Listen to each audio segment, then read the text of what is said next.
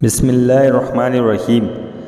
حضرت ام ہانی رضی اللہ عنہا فرماتی ہیں کہ ایک دن رسول اللہ صلی اللہ علیہ وسلم میرے یہاں تشریف لائے۔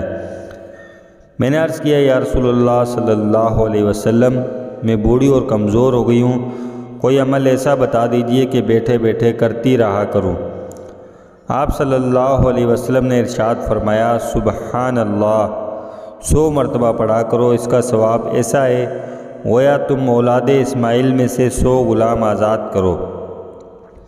الحمدللہ 100 مرتبہ پڑھا کرو، اس کا ثواب ایسے 100 گھوڑوں کے برابر ہے جن پر زین کسی ہوئی ہو اور لگام لگی ہوئی ہو، انہیں اللہ کے راستے میں سواری کے لیے دے دو۔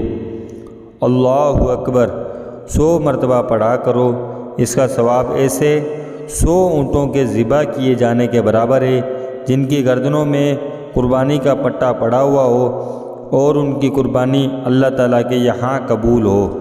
لا الہ الا اللہ 100 مرتبہ پڑھا کرو، اس کا ثواب تو آسمان اور زمین کے درمیان کو بھر دیتا ہے، اور اس دن تمہارے عمل سے بڑھ کر کسی کا کوئی عمل نہیں ہوگا جو اللہ تعالیٰ کے یہاں قبول ہو۔